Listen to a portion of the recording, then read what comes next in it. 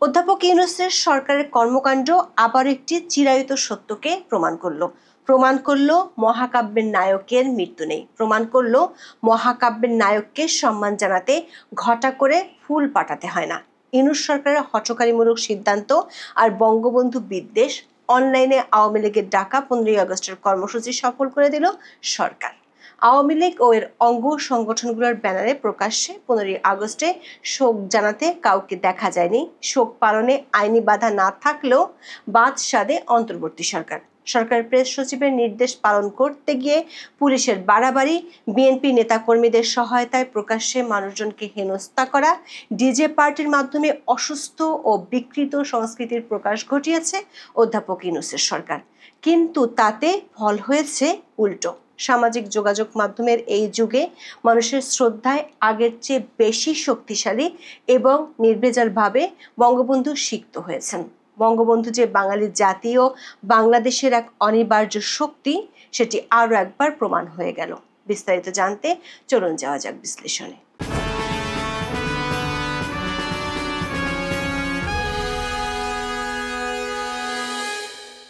15ই August বাংলাদেশের ইতিহাসের এক কালো দিন।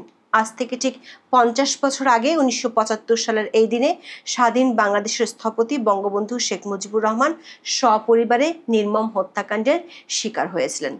প্রতি বছর এই দিনটি জাতির গভীর শ্রদ্ধার সাথে স্মরণ করে, কিন্তু এবারের 15ই আগস্টের চিত্রটি ছিল সম্পূর্ণ ভিন্ন।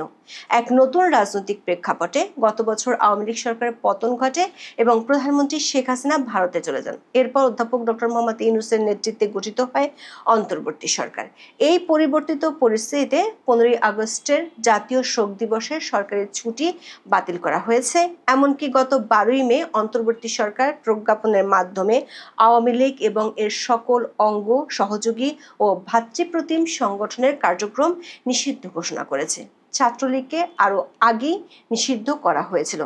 এর ফলে এই শোকাবহ দিনে আওয়ামী লীগ বা তাদের সহযোগী সংগঠনগুলো প্রকাশ্যে কোনো কর্মসূচি পালনের সুযোগ পায়নি। তবে অনলাইনে ছাত্রলীগের পক্ষ থেকে কিছু কর্মসূচির কথা জানিয়ে একটি বিজ্ঞপ্তি আওয়ামী লীগের পক্ষ থেকে সামাজিক মাধ্যমে দেওয়া হয়েছিল।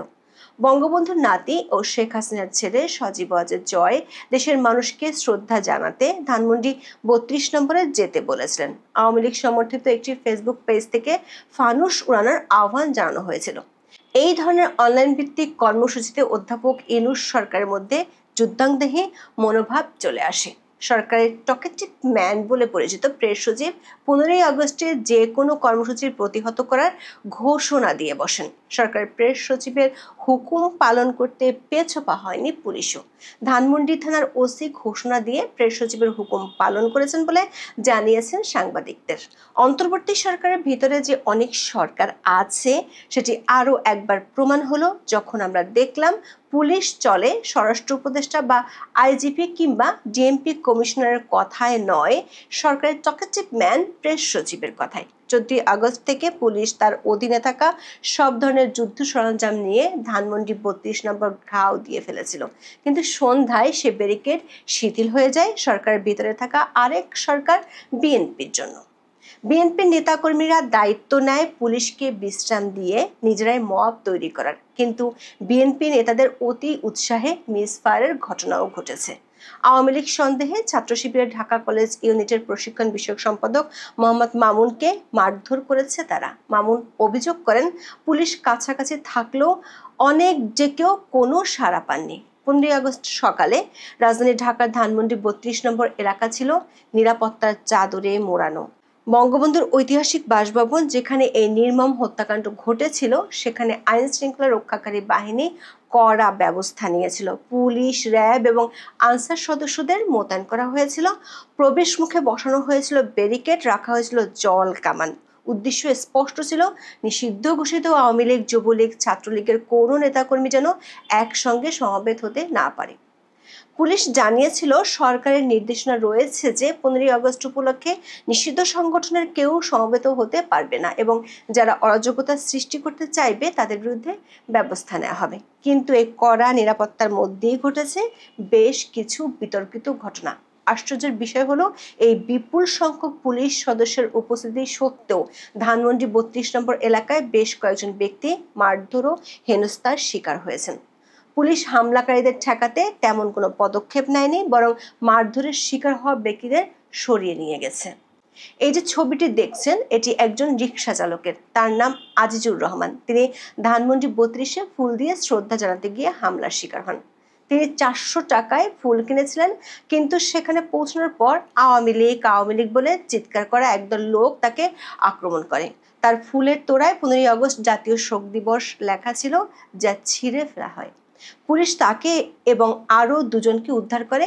আরো বেশ কয়েকজন ব্যক্তি, যার মধ্যে ৩ সন্তান সহ এক দম্পতি এবং একজন নারীও ছিলেন, শ্রদ্ধা জানাতে গিয়ে হয়রানি, চড় থাপ্পড় এবং শারীরিক আক্রমণের শিকার হন। এসব মব সন্ত্রাসের ঘটনা ঘটেছে পুলিশের সামনে। শুধু তাই নয়, একটি পরিবারের ১৬ জন সদস্যকে নৃশংস হত্যার দিনে যে বাড়িতে এই হত্যাকাণ্ডগুলো ঘটেছে, সেই বাড়ির সামনে ডিজে পার্টি কিংবা লাউড স্পিকারে গানও বাজানো হয়। ধানমন্ডি ৩২ নম্বরের মতো বঙ্গবন্ধুর জন্মস্থান গোপালগঞ্জের টুঙ্গিপাড়াতেও ১৫ই আগস্টের চিত্র ছিল ভিন্ন। সাধারণত এই দিনে বঙ্গবন্ধুর সমাধিতে শ্রদ্ধা নিবেদন সহ নানা আয়োজনে জাতীয় শোক দিবস পালিত হতো, কিন্তু এবছর সমাধিতে কোনো দলীয় আয়োজন ছিল না। টুঙ্গিপাড়ার সর্বত্র বিরাজ করছিল অন্য সাধারণ দিনের মতোই নিরিবিলি পরিবেশ। সেখানেও আইন শৃঙ্খলা বাহিনী ছিল সজাগ। গোপালগঞ্জের অতিরিক্ত পুলিশ সুপার সরার হোসেন জানিয়েছেন, ১৫ই আগস্ট উপলক্ষে গোপালগঞ্জে বিশেষ নিরাপত্তা ব্যবস্থা জোরদার করা হয়েছে। এপিবিএন, সেনাবাহিনী, র্যাব ছাড়াও পোশাকি এবং সাদা পোশাকের আইন শৃঙ্খলা বাহিনী নিরাপত্তা কাজে নিয়োজিত ছিল। পুলিশি কড়া পাহারায় বঙ্গবন্ধুর সমাধিস্থলে কাউকে ঢুকতে দেয়নি পুলিশ। প্রশ্ন হলো, এই যুদ্ধাংদেহী ভাব নিয়ে কি সরকার আদৌ সফল হতে পেরেছে? সরকার মাঠের কর্মসূচি বন্ধ করতে পারলেও সামাজিক যোগাযোগ মাধ্যমের এই যুগে বঙ্গবন্ধুর প্রতি মানুষের শ্রদ্ধা এবং তার উত্তরাধিকার নিয়ে আলোচনাকে দমন করা সম্ভব হয়নি। বরং নিষেধাজ্ঞার কারণে এই শ্রদ্ধা যেন আরো শক্তিশালী ও নির্ভেজালভাবে প্রকাশ পেয়েছে। এর একটি উল্লেখযোগ্য উদাহরণ অভিনেতা আরশ খানের ফেসবুক পোস্ট। ১৫ই আগস্ট উপলক্ষে তিনি বঙ্গবন্ধুর ছবি সহ একটি পোস্ট দেন, যা দ্রুত ভাইরাল হয়। ঢাকাই চলচ্চিত্রের শীর্ষ তারকা শাকিব খান নিজের ফেসবুক পেজে বঙ্গবন্ধুর ছবি প্রকাশ করে লিখেছেন, শোকাবহ দিনে বিনম্র শ্রদ্ধা। অভিনেত্রী নাজিফা তুষি ধানমন্ডি ৩২ নম্বরের ঐতিহাসিক সিঁড়িঘরের ছবি শেয়ার করে লিখেছেন, বিনম্র শ্রদ্ধা।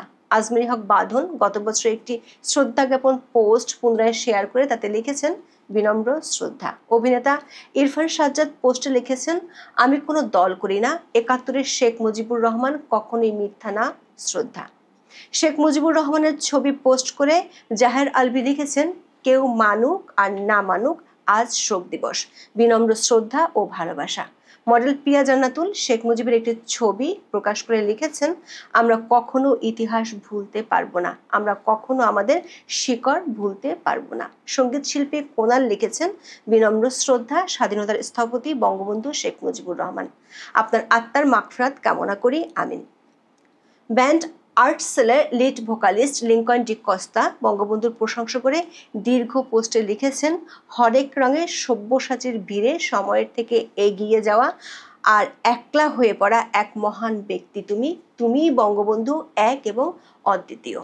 এমনকি বঙ্গবন্ধুর শাসনামলের ঘোর বিরোধী রাজনৈতিক দল জাতীয় সমাজতান্ত্রিক দল বা জাসদ এর ২ অংশই বঙ্গবন্ধুর প্রতি গভীর শ্রদ্ধা নিবেদন করেছে।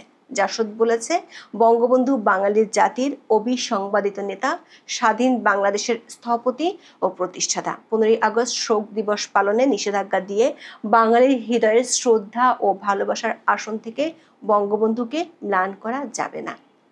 এই ভিন্ন মত আলোচনার মধ্য দিয়ে স্পষ্ট হয়ে ওঠে যে বঙ্গবন্ধু শেখ মুজিবুর রহমান বাংলাদেশের এবং বাঙালি জাতির এক অনিবার্য শক্তি। সরকারি নিষেধাজ্ঞার মধ্যেও তার প্রতি শ্রদ্ধা ও তার উত্তরাধিকার নিয়ে আলোচনা কোনোভাবেই থেমে থাকেনি, বরং সামাজিক মাধ্যমের কল্যাণে তা আরও বিস্তৃত পরিসরে ছড়িয়ে পড়েছে, যা প্রমাণ করে বঙ্গবন্ধুর আদর্শ ও আত্মত্যাগ মানুষের হৃদয়ে গভীরভাবে প্রথিত।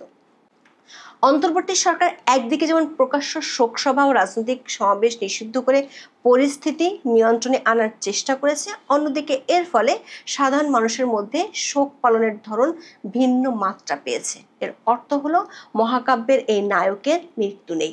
বঙ্গবন্ধুর মতো মহানায়কেরা ফিরে আসেন বারবার ভিন্ন রূপে। এখন এই পর্যন্ত। সবাই ভালো থাকুন, সুস্থ থাকুন, নিরাপদে থাকুন।